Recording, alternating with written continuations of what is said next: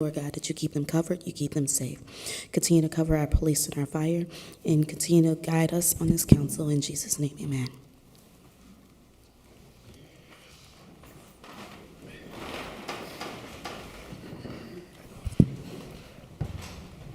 All right, roll call. Alexander. Present. Vitelli. Here. Venez. Here. Kalwinski. Torres. Here. Tyler. Emerson. Here. Warple. Here. Rakos. Here. 7 present in chambers, 2 electronically. Next up, the mayor's address. Why is YouTube on there? Good evening, Council. Phil Talon, Chief of Staff. I'm happy to give Mayor's report on behalf of him this evening. I wanted to start with talking about the letter that Mayor sent to all of you in regards to the Capital Improvement Board.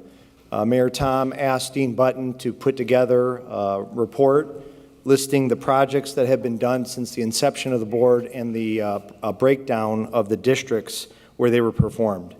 I know, as many of you know, the reason the board was put together initially was to take on some of the higher cost projects and some of the projects that actually take multi-years to get accomplished.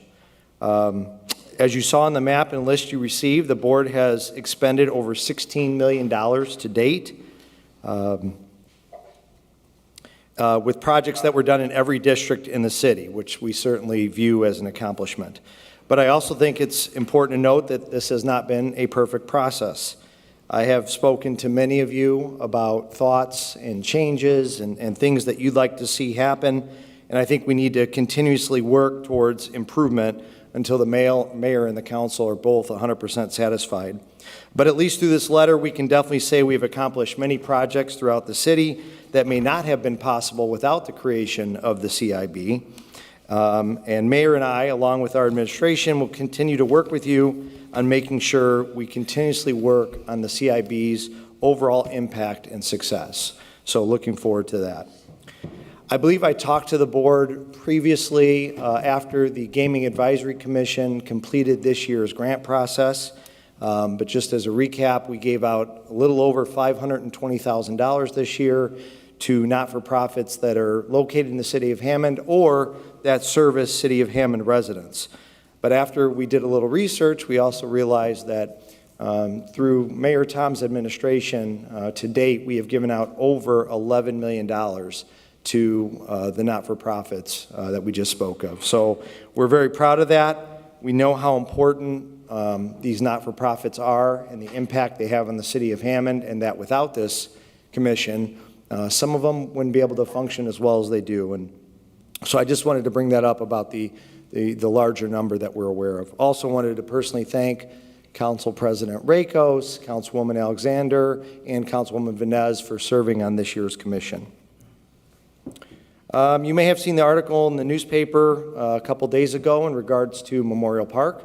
This has been a project we've been working on for quite a while, but we're excited that the Redevelopment Commission has issued an RFP for the project to move forward. We are potentially looking at 2 or 3 larger lots, which could be used for a senior housing project and potentially some duplexes, as well as 36 single-family lots, so that if there are families that are looking to build new homes in this district, this will give them the opportunity to do so. We're very excited about it. Design is underway, so obviously we'll keep you posted as things progress, but I definitely wanted to bring that up to everybody today. Lastly, this Saturday, May 13th, we have 2 events that I wanted to bring up. The first is the MLK Park basketball courts reopening, which is going to be at 10 o'clock a.m. right here at MLK Park. This event has been rescheduled several times, as I'm sure you've seen in your emails. However, this Saturday, 10 a.m., rain or shine, it's going to happen. So I hope some, if not all of you, can come out to help celebrate the reopening. And we also have the annual flower giveaway, which is this Saturday, which will be at the Gene Shepherd Center from 9 a.m. to 2 p.m.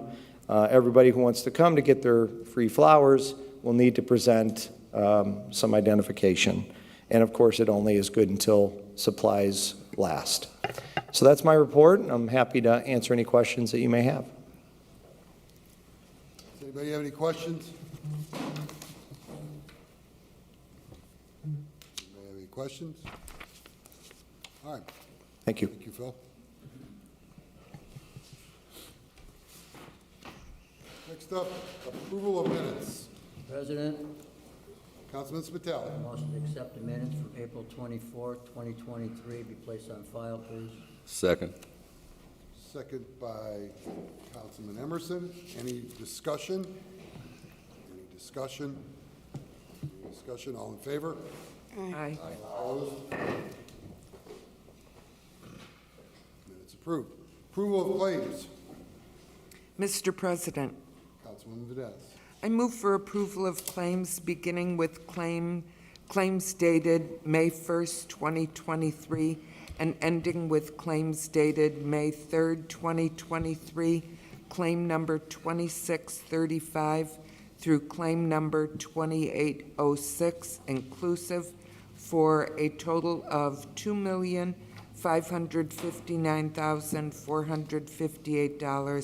$2,559,458.59. I so move.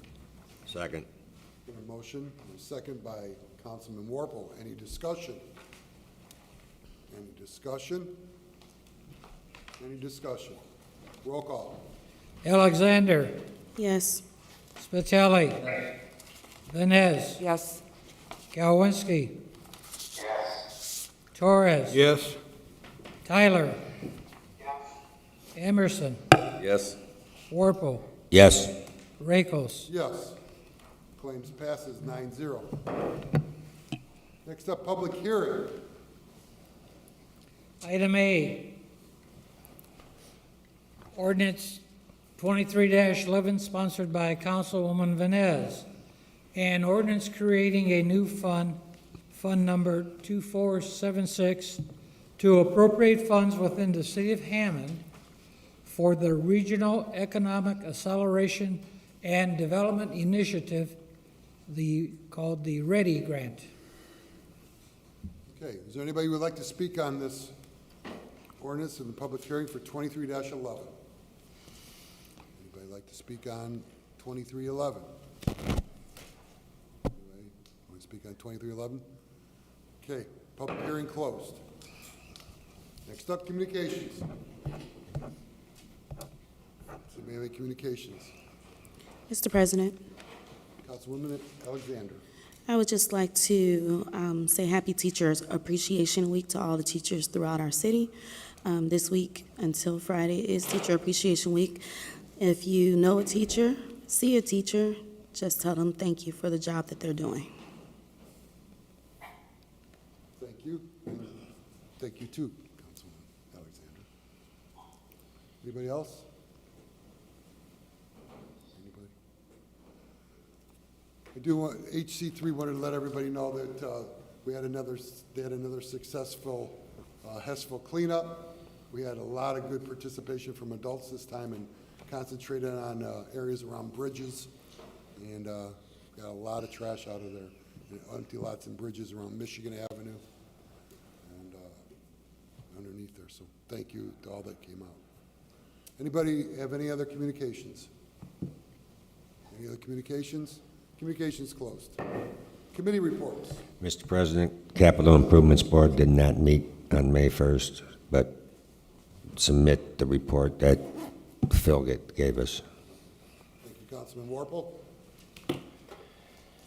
Mr. President, Councilwoman Vines. council as a whole will be bringing out 2311. Thank you. Mr. President, Councilman Kowinski. Council as a whole will also bring out 23-5. Thank you. Mr. President, Councilwoman Vines. yes, I would also like to announce the upcoming community and crime watch meetings. We're approaching summer, and a lot of the crime watch groups do not meet. However, I will tell you when they will resume, and we can go from there. So Community Watch at Mount Zion Pleasant View Plaza will not meet until August. East Hammond Pullman Crime Watch will meet Tuesday, May 16th, 6 p.m. at the Ophelia Steen Center. Edison Community Watch will not meet until September. That will be the first Wednesday in September. Harrison Park Crime Watch will meet Tuesday, June 6th, 6 p.m. at the VFW on Homan Avenue. They are also planning a block party at Kenwood School on June 17th, so look for further information on that. Hessville Crime Watch will meet May 18th, 6 p.m. at the Jean Shepherd Center. Irving Community Watch will not meet until September because school is closed. South Homan Neighborhood Watch will not meet until probably somewhere October sometime. They only meet twice a year. Whiting Robertsdale Crime Watch will meet Thursday, May 11th, 6:30 p.m. at Calumet College. I also wanted to announce, being that the police department is so very active with the community and crime watch groups, there is a police memorial on May 25th at 2 p.m. at the police station. Please come and honor those who have given their life in service for our safety. Every day, our police officers go out and fire for that matter, and don't know if they will be returning home that night because they are out there protecting us and allowing us to sleep at night. So please, May 25th at 2 p.m. at the police department, and they would appreciate your attendance. As always, if you see something, say something. The police don't know if something is going on your street unless you let them know that it's happening. Because community is not just about me, it's about us. Thank you, Mr. President. Thank you, Councilwoman Vines. Any other committee reports? Any other committee reports? Committee reports is closed. Next up, ordinance, third reading, final passage. Ordinance 23-11, sponsored by Councilwoman Vines. An ordinance creating a new fund, Fund Number 2476, and to appropriate funds within the City of Hammond for the Regional Economic Acceleration and Development Initiative called the Ready Grant. Mr. President, Councilwoman Vines. I move for final passage of 2311. Second, no, go ahead. Motion is second by Councilman Warple. Any discussion? Yes, Mr. President. Councilwoman Vines. This grant is $500 million of ARP money that is divided amongst, that was given to the state of Indiana. The City of Hammond is among 60 other municipalities who will share in this grant. The appropriation will be $2,720,000 for our downtown station and $100,000 for contractual and professional services related to the downtown station. Thank you. Thank you. Any other discussion? Any discussion? Any discussion? Roll call. Alexander, Yes. Spitali, Yes. Vines, Yes. Kalwinski, yes, Torres, Yes. Tyler, Emerson, Yes. Warple, Yes. Rakos. Yes. 2311 passes 9-0. Ordinance 23-12, sponsored by Councilman Kalwinski.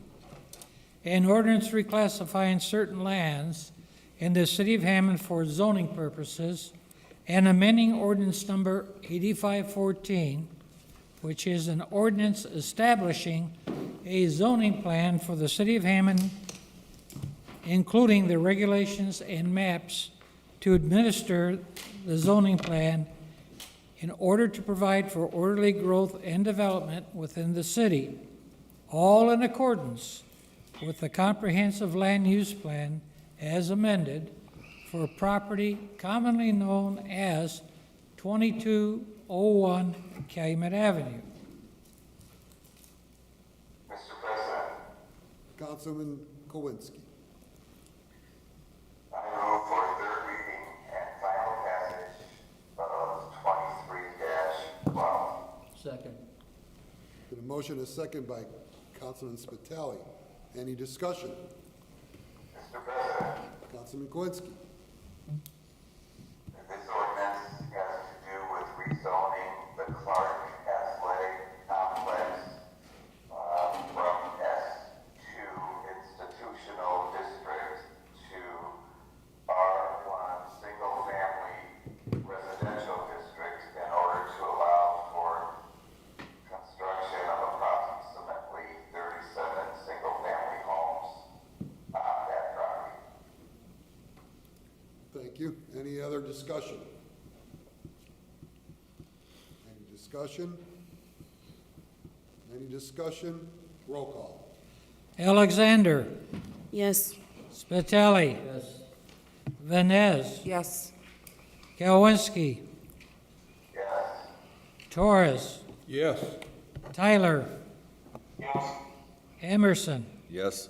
Warple, Yes. Rakos. Yes. 2312 passes 9-0. President Rakos, that concludes the ordinances for final passage.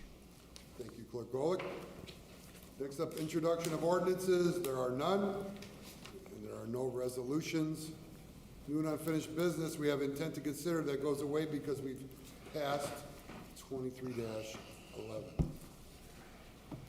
Excuse me, 12. Any other new and unfinished business? Mr. President, Councilman Warple.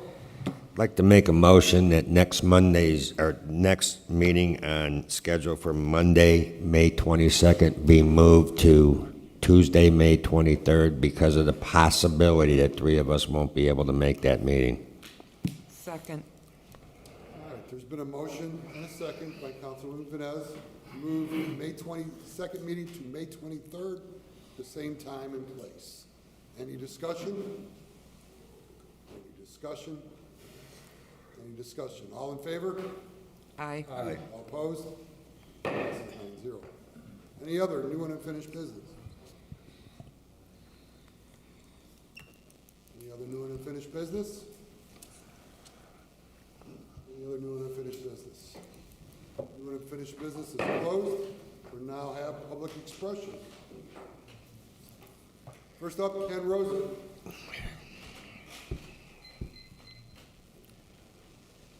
Hello, Council. Just want you to know I feel great. What did we learn from the NDOT public hearing? They're clear-cutting 18 of the 34 acres of woods, which is 52% of the parcel of land. It is the destruction of the High Tolston Dunes and the Briar East Woods. We learned the underpass at Grand Avenue crossing would cost less than the bridge. That is not what the administration has been saying for years. They were way off by millions of dollars. The underpass is cheaper than the bridge and solves the whole problem without the collateral damage. The hearing revealed this project does nothing to solve the public safety hazard of kids getting to school. It wasn't revealed by NDOT or the City of Hammond. It was revealed by the residents and the media. You guys ignored it. You all ignored it. Sorry. We showed you videos, photos, maps. You would still be acting like it didn't matter if it wasn't for the headlines. We had the school City of Hammond board member get up there and blame the parents and the children. Where are the parents? Why aren't they there? Look closer, everybody. They were once again not included in the public notice area, just like we saw in the city survey. Never notified. Blocks away, all the schools, and most of the parents and children were lived there were excluded. Again, anything east of Grand Avenue was excluded. There is no reason for that, especially when the number one justification for this bridge was to solve their problem. Now you're going to give us a token solution to try to salvage this boondoggle. Make them walk up 50 steps up and down both sides, winter and whatever. This is going to be the token solution you come up with to salvage this boondoggle bridge. It's a disgrace. They brought up environmental justice at the hearing. Their only concern was for 2 homeowners and nothing about all the kids this project was supposed to help. Nothing. The vast majority of children directly affected by this project are minorities. Did council members do anything to ensure their voices were heard? No, nothing. You did nothing. You just wanted them not to be there. But the press was there, fortunately. We need a proper solution in Hessville. We need an underpass Thank you, Ken. that Hessville deserves, that would look beautiful and solve all the problems and not destroy the Thank you, dunes. Ken. Thank you. Next up, TJ Gurdick.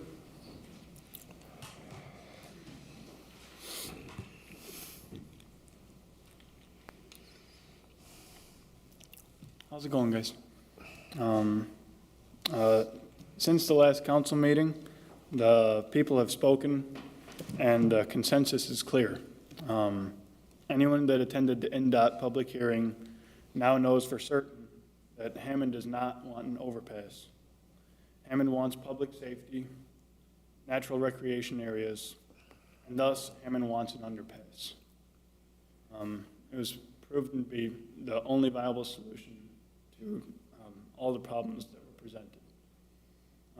Many people came out to speak in opposition to the city's planned bridge project, but they also unanimously affirmed their disdain for parked trains in Hessville. This included, to my surprise, the very conductors that parked the trains here in the first place. Kenny Edwards of the Smart Transportation Union came out to say that there are ways our community can stop the problem of block crossings altogether.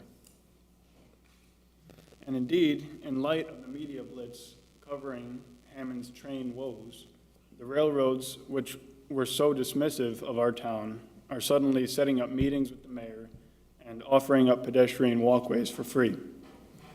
The U.S. Secretary of Transportation, Pete Buttigieg, has pledged his support to us in assuring safe passage across Hammond rail crossings. On April 27th, the Federal Railroad Administration issued a formal safety advisory calling on railroads to review their operation of long trains and their effects on communities regarding block crossings.